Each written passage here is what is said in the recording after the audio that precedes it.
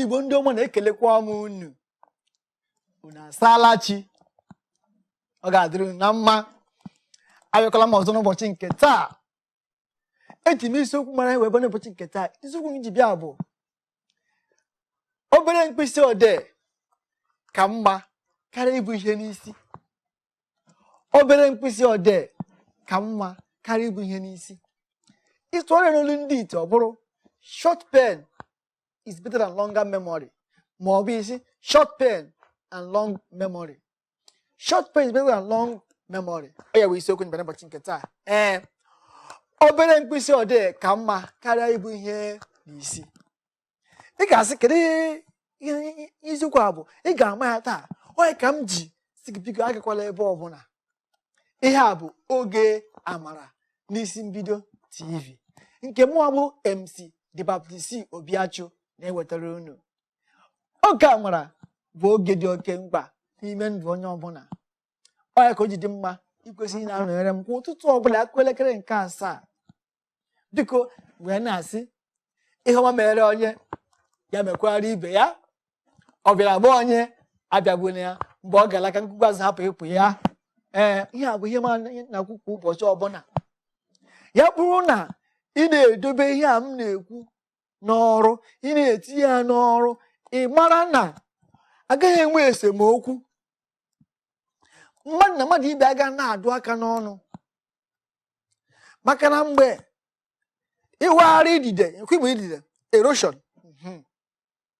idere mmiri, ịwaghara ya ụzọ, ya bịa mee gịnị? O si n'ụzọ ya gaa.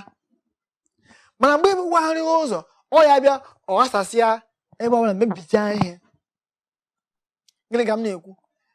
Mkpịsị odee, obere mkpịsị odee ka mma karịa ibu ihe n'isi. Lee n'anya, ị bụ onye na-aga akwụkwọ, ị bụ onye na-akụzi ihe, ị bụ onye na-amụ ihe, ị wee gaa maọbụ wee na-agụ ụka, ị wee gaa na ụka ka m were ụka wee maa atụ. Onye ụkọchukwu wee na-ezi ozi ọma wee sị mepee akwụkwọ nsọ gị n'akwụkwọ Mmadụ. Akwụkwọ Mmadụ isi nke 7 amaokwu nke 23. Imepee ya, o nweghị ebe ị deturu ya. Agụcha bara ịsachie ya. I wee ruo ụlọ sị hewo, hai, kedu ebe a pastọ chi ya anyị gụrụ mgbe ahụ? Oke, matu, hey, matu gịnị o, matu gịnị ya? Hai, achọrọ m iji ebe a kụziere ụmụ m ihe. Matu. Ị na ebe a na-eti matu iche ejie. Ma ya wụ na o nwere ebe ị deturu ya. Ya gwere mkpụmkpụ, obere mkpụmkpụ bik ka iji wee detuo n'akwụkwọ. Nwa obere bik ahụ ka siri ike ka dị oke mkpa karịa ya ibu n'isi. Maka ihe isi ya na-ebu buru ibu. Iburu na ịwụ family man, nwoke ji nwaanyị jụrụ ụmụazị. Iche ego ụgwọ ụlọ, iche ego ụgwọ akwụkwọ, iche ego ụgwọ ọkụ, iche ego ụgwọ mmiri, iche ego ụgwọ mkpofu ahịhịa, iche nke a mgbe ihe teta ichefu ihe a ichebe ibu n'isi. Ma ewu na o nwere ebe ideturu ya. Mgbe ọbara isi kpakpa gị pam, isi Matu, ị ga ebe idere ya n'akwụkwọ idere ya, mepee ya isi Matu isi nke 7 amaokwu 23. Imepee ya, ịgụọ isi ụmụ m, akwụkwọ nsọ si nke a sikwa nke a si nke ọzọ. Ifu ka m si na-amụ amụ were eme ya. Nke akwụkwọ uhie nwere ya. Ị bụrụ onye na-akụzi nkụzi, ị bịa n'ụbọchị nke taa aga m akụziri ụmụazị, uru ọ bara na ụmụazị ga-asọpụrụ nne ha na nna ha. I wee kuche ya n'ụlọ, mechaa ihe na-akpọ rehearsal, ntụgharị, mechaa wee ruzie ebe ị ga-akụziri ụmụ gị ihe, ụmụazị ihe. Ofu nwa wee jụọ gị ajụjụ ọ jụrụ gị, o nwere ebe ikwesịrị ịnụ otu ya down, detuo ka ya wee mee ị ga ebe ahụ, ebe ihe na-akpọ refresh, tụgharịkwa uche wee saa ya. Maka na onweghị igbuzi ya n'isi, gbazi ya isi nwa ihe a ga-agba asaịmentị, m ga-enye gị dịka asaịmentị, ihe nwale iru ụlọ jụọ ya nne gị na nna gị, ịbịasị mbọsị ọzọ anyị atụgharị ya uche. Ifugo onye kpọrọ onwe ya ezigbo nkụzi o were nganga gbara ehi ọsọ nke kacha ibe ya wee bụrụ tupu m ekwuo nke ahụ nkacha ibe ya ọ ga-amasị m ka anyị jee gbara egwu. Ama m na ịnọ n'eluigwe na-ahatị na-eme otu a, biko ahatisina soro m ka anyị ga-agbara egwu. Dịka anyị na-agbacha egwu a, ọkpụkpụ na amamihe ihe niile ga-ahazi ọfụma, anyị wee bịakwa gbapụkwa ya ọsọ. Soro m dịka anyị na-aga ịgbara afere egwu a nke nwanne anyị nwaanyị bụ Ada kọpụtara n'afọ Igbo. Aha afere egwu a bụ Cheta. Biko dịka ị na-agba egwu a, chetakwa na obere mkpịsị ka mma karịa ibu ihe n'isi. Ị na-aghọta?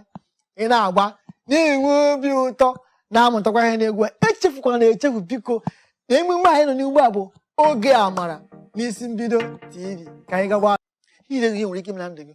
Ofu ụbọchị ka m kọrọ n'ofu aka. Ofu ụbọchị achọrọ m ịga ahịa gaa zụọ ihe zụọ ihe dị iche iche, ma nke eyi eri ma nke eyi eyi. Mgbe nọ ụlọ cheta ya m sị wee gawa ahịa. Wee ruo n'ahịa, ofu ihe ka m kwere ọnụ kwecha ya ọnụ, gbata ịkpa anụ n'ime ya, wee chezo ihe ndị ọzọ m ga-eme. Eji m ego na akpa, mana ihe ndị m chere igo n'usoro ka m esi goo ya nchezọ ya na ozi n'ime ụmụ ahịa dịka onye isi ghasara. Dịka onye isi ghasara mbosi ahụ ka m ji wee nwee mkpebi wee sị na obere mkpịsị ka mma karịa ibu ihe n'isi.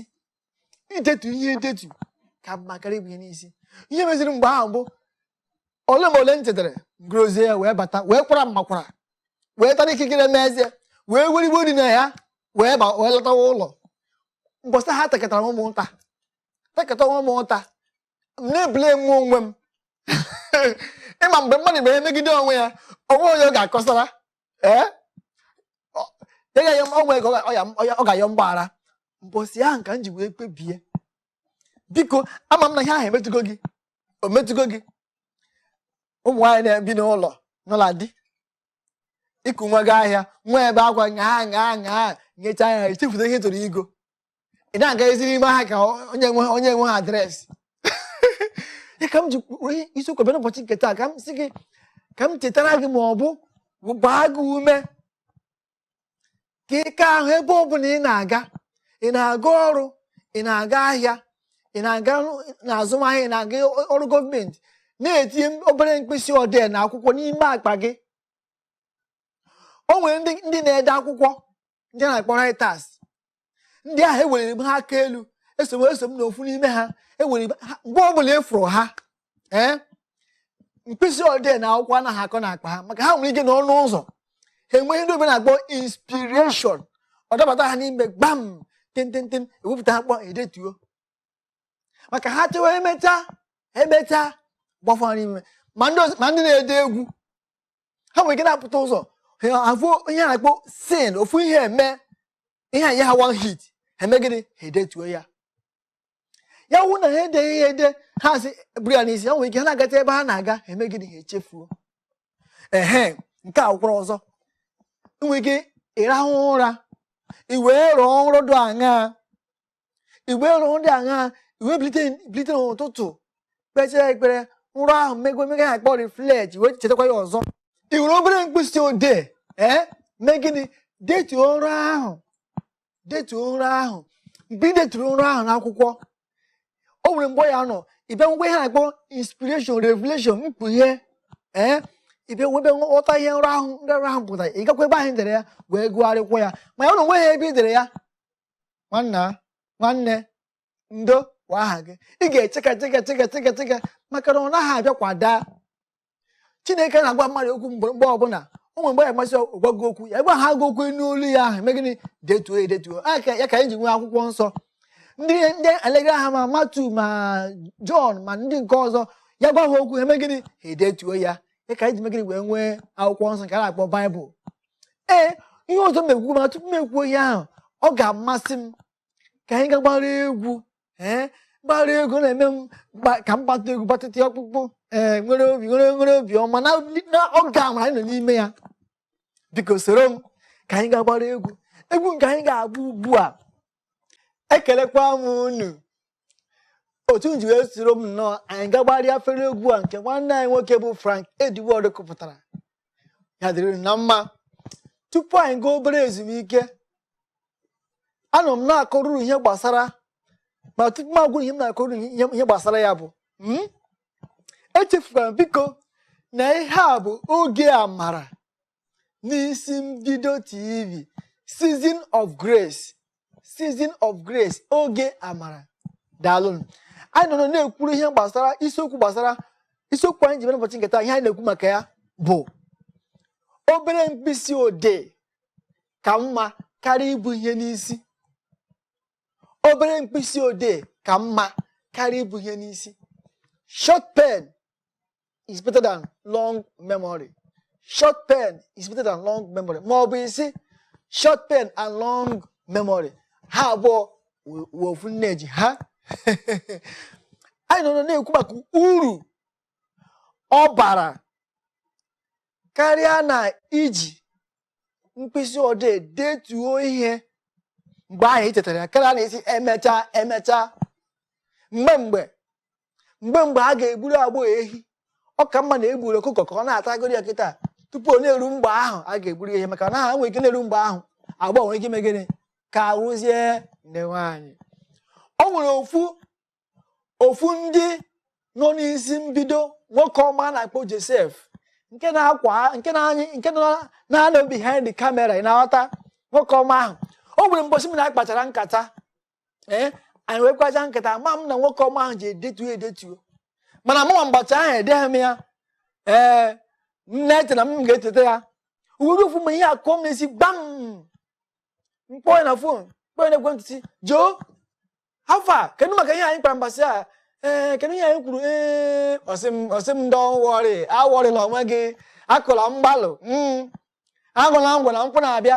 O wee gaa ebe o dere ya, wee mere m ihe akpọ download, wee gwakwa m ka anyị si wee kwuo ya mgbe ahụ, wee mee ihe ahụ wee tọọ m, wee mụtakwa ihe n'ebe ahụ. Onye ka m ji wee buru ihe a wee bịa n'ọha, wee bupụtara ya, wee gwuru na idetu ihe edetu o nweghị ọghọm. Ama m nwere ọghọm dị na ya. Echewe ya eche ya nwụ na ọdụ ụzọ 100%, 100 ọghọm dị na agaghị eru 5, 95 uru dị na ya ka ọka. Biko na-aka n'ahụ sọsọ ihe ị gaghị ede n'akwụkwọ bụ ihe ọjọọ. Mmadụ mee gị ihe ọjọọ, edena ya n'akwụkwọ,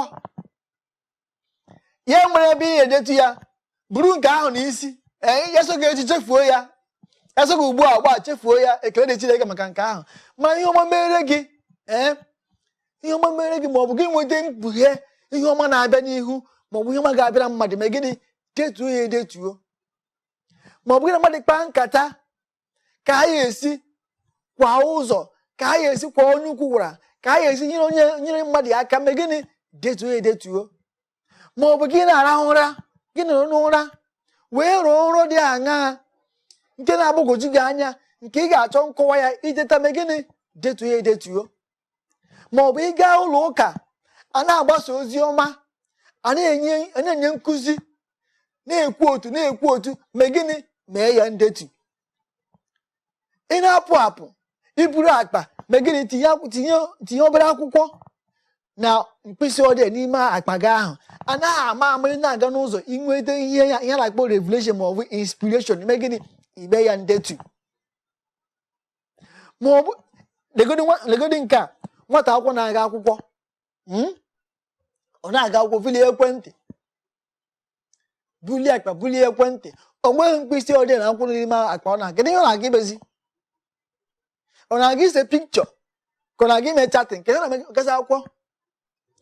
Maọbụ onye na-arụ ọrụ gọọmenti, na-aga ọrụ ọfisi, n'ime akpa ya onwe ofu mkpịsị odee na akwụkwọ n'ime ya. Maọbụ nwata akwụkwọ emechigo akwụkwọ, a na-aga ihe na-akpọ semina, na-aga semina ebe a ga-akụzi ga-abara gị uru echi. Iji ha akwụkwọ, iji mpik, iburu ekwentị na-aga ebe a, nke ihe a ga-ime. Ka m ji buru ya n'isi ụtụtụ wee na-asị gị onye nne, gị onye nna, onwe mpa m na-eme mgbe anyị ka pere mpe. ọ mataghị mgbe ahụ ede English ede ihe gbasara English obodo ọ na-ede Igbo ọfụma. Enweghị eji sụọ onye na English. O nwere mgbe ahụ basị anyị dere ya ahụ, anyị dere ya anya kọwa ihe ọ pụtara n'Igbo wezie odee n'Igbo n'onwe ya, odee n'Igbo nke o ga-esi ghọta ya ọfụma. Gịnị ka m na-akọwa ihe ahụ? O ji ide ihe wee kpọrọ mkpa. Ihe ahụ wee kwezie m anyị mkpụrụ n'ime n'ịchịkọ ya ọnụ. Oge m na-akụzi kwara pụọ kwara bịa ụtụtụ echi, ọkazi anaghị eju akpa ekechie ya ọnụ. Asị m ka m kwuwe nnọọ, aga m nnọọ na-ekwu na-akọrọ uru mmadụ ide ihe bara. Biko n'isi ụtụtụ ya wụ ihe m mụtara nke ọma na ị na-apụ apụ tinye akwụkwọ na bik na akpa gị ka ị nwee ike na-edetu ihe, ma ọ bụ ị na-aga ahịa detu ihe na akwụkwọ ka ị hapụ ichefu.